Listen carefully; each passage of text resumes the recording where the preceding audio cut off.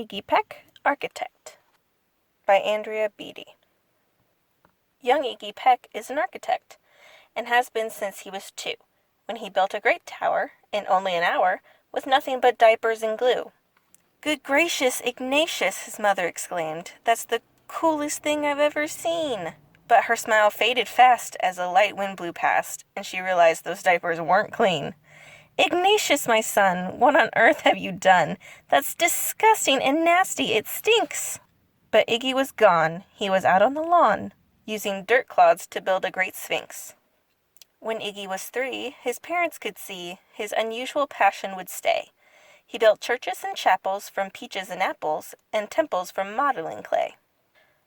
At dinner one night, to his father's delight, Iggy got a bright gleam in his eye, and out on the porch built the St. Louis Arch, from pancakes and coconut pie. Dear Ig had it made until 2nd grade, when his teacher was Miss Lila Greer. On the very first day, she had this to say: "We do not talk of buildings in here. Gothic or Romanesque, I couldn't care less about buildings ancient or new." She said in her lecture about architecture that it had no place in grade 2. That might seem severe, but she was sincere. For when she was no more than 7, she'd had a great fright at a dizzying height in a building so tall it scraped heaven. On an architect's tour of the 95th floor, young Lila got lost from the group. She was found 2 days later in a stuck elevator, eating cheese with a French circus troupe. After that day, it's quite safe to say, she thought all building lovers were nuts.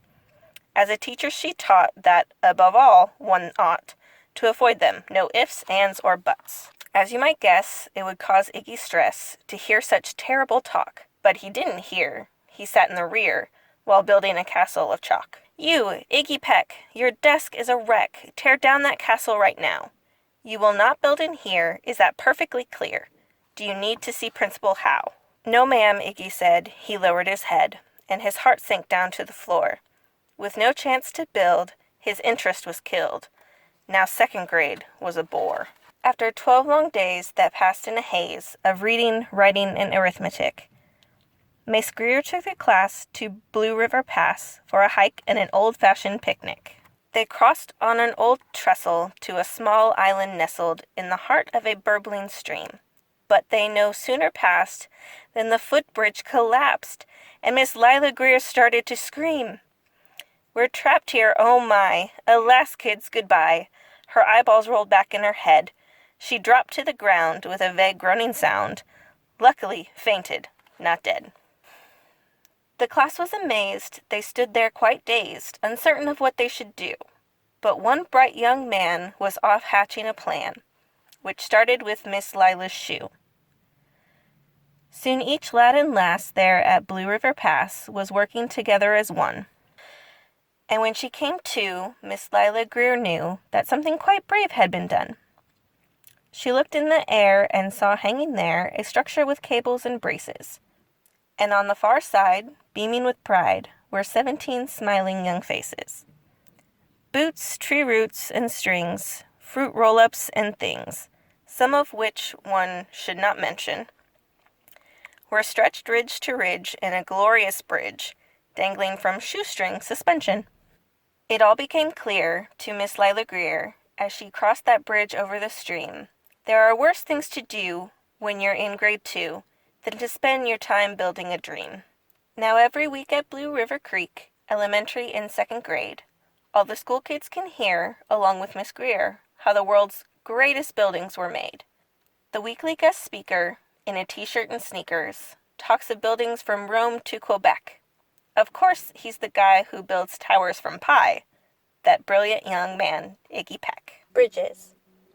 Every type of bridge begins with bats, beams, arches, trusses, or a form of suspension. First, we're going to talk about beam bridges. Beam bridges are really, really strong. They are really simple as well to build. There's just 2 piers as supports and 1 deck going across. But their one downfall is that the span, or the area between piers, has to be less than 250 feet. Otherwise, you need a new pier. Trusses are our next type of bridge. They're pretty simple along with beams, but they use a more elaborate system of triangles for their supports. Why triangles? Well, let's see. A triangle is a really strong shape, and it's almost one of the strongest ones we can manufacture.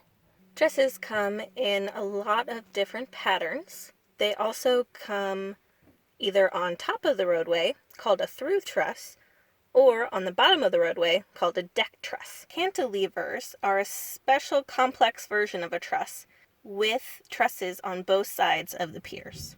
Arches are one of the oldest forms of bridges. They can span up to 800 feet. Suspension bridges are the next type that we're going to talk about, and these have gone back a long way in history as well. The Incas in South America used to make living bridges out of twisted grass, and they were able to span 150 feet with these grass bridges in the year 1500. Europe didn't have its first suspension bridge until 300 years later. Modern suspension bridges are usually made out of cables and steel. They usually involve two towers that are anchored into the ground. Between spans, they can get between 2,000 and 7,000 feet. Now, usually to support that length of road, they also build a truss beneath the road. Do you remember what those were called? That's right, it was a deck truss. Those deck trusses stop the big spans from bending and twisting. That bending and twisting that is done by either the wind or sometimes waves, and sometimes the weight of the cars and people moving across them, is called torsion. Cable-stayed bridges may look a lot like suspension bridges, but they have a few key differences. One is being that they only have one tower that doesn't require anchors. Cable stays are in more of a fan-based shape with their cables, so they all go towards the same point. Now, with bridges having to span things like water, and boats also having to use those waterways for traffic, we've also got a couple different types of mobile bridges. One we've got over our very own Missouri River at St. Joe.